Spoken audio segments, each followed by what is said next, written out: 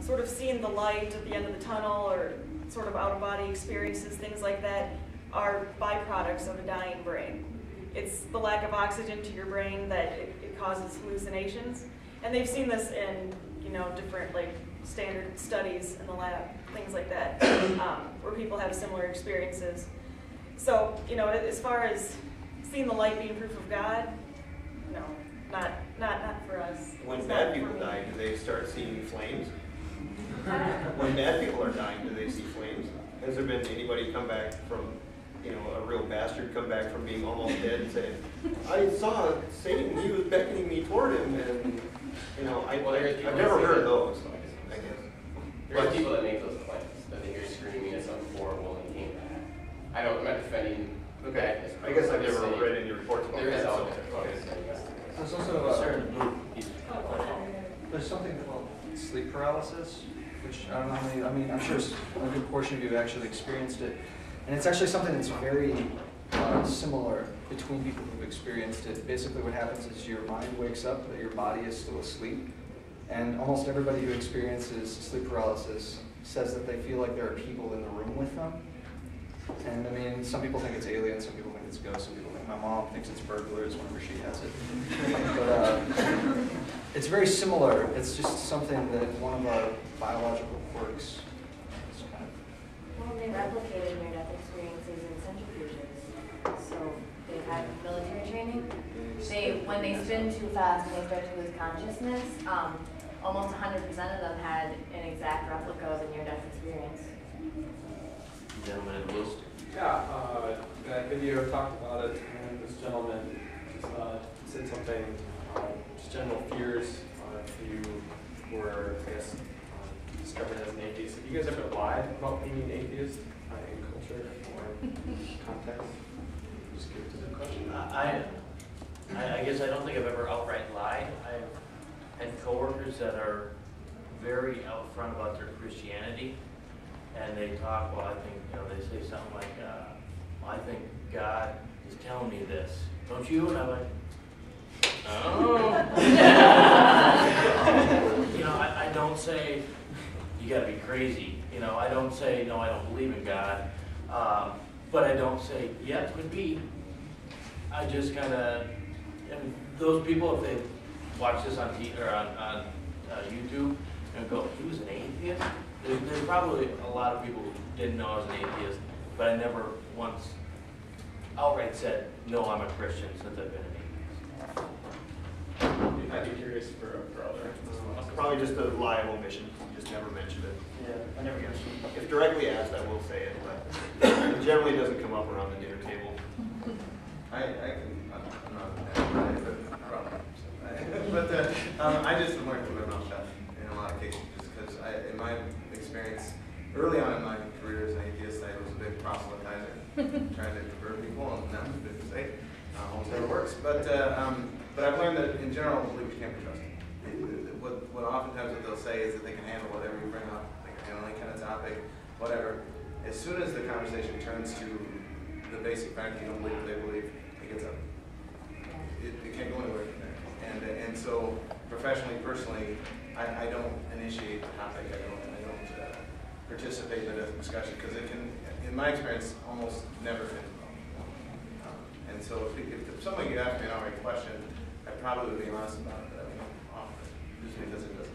Anybody else over here ever lied about it? I've never lied about it. Same thing, basically. If I'm asked, I'll tell the truth. If otherwise, just kind of avoid those. Kind of fly under the radar unless asked for the most part. I mean, most people are that way, no matter what they believe or don't believe. So. I think a lot of people assume that somebody's a Christian until they hear otherwise. If you ever see somebody on TV that's white that claims to be a Muslim, before it said on the screen that he was a Muslim, you're probably like, you would never have thought he was a Muslim. People generally assume that you're a Christian, especially if you're from southern Minnesota. You're either Catholic or you're Lutheran. In the orange? Hi. I have a little bit of a backstory and then I'll get to the question. It doesn't take too long. There was a point in my life where we talked about death earlier, and that got me to thinking, you know, I used to be really, really afraid of it before, but one time I was talking to some friend about it, and then he asked me, well, do you believe in reincarnation? And then that just kind of triggered different things in my head, that things about a lot of different things. But I actually talked to my grandma about it once, and she's a dark Lutheran, so of course she said, ha ha ha, you know better than that. But I like hearing what other people think about it, so I guess I'm just curious from your standpoints what you think of reincarnation. I've thought about it. I think that was like one of the first things that like happened. Like, well, so if I don't go to heaven, like, what else do I become? Like, I always try to find this answer, and like, I can never really find an answer. And I thought like reincarnation is pretty, joyful. Like, that's like what would happen. And I kind of wanted to believe that, but even I couldn't make myself believe that. So, but I do believe in karma, but it's not like just spiritual karma. I just believe if you do something bad, it's going to come back to you in this really complex way. Like, you can't really explain it.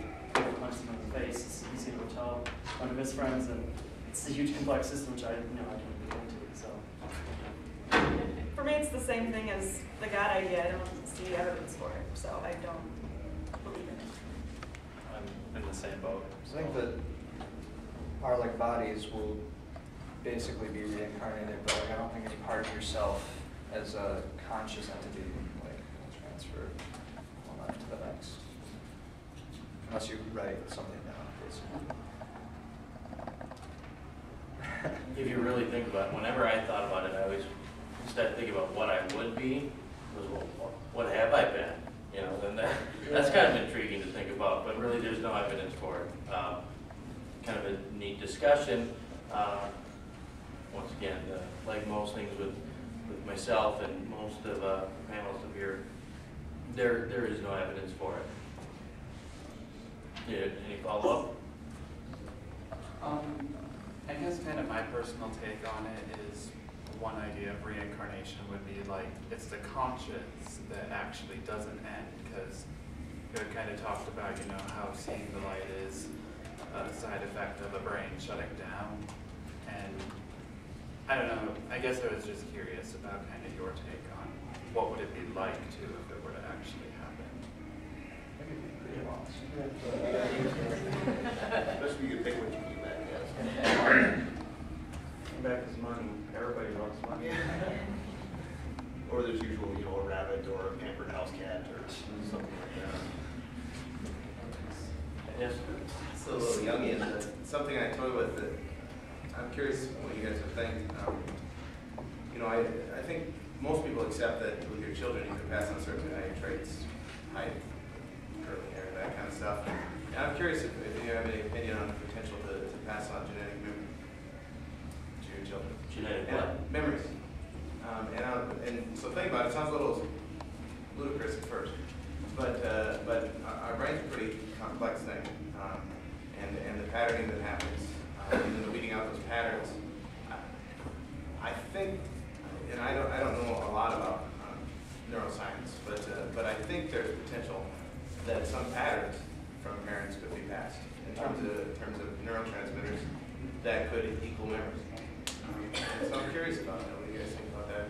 You kind of mean like how birds kind of know where to go at the location where they fly every year, like genetic memory of like ancestors. Perhaps, but I don't know any specifics about it, obviously, but I'm just curious what you guys think about it.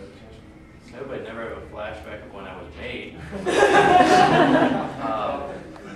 I would have to learn more about it. I really doubt it.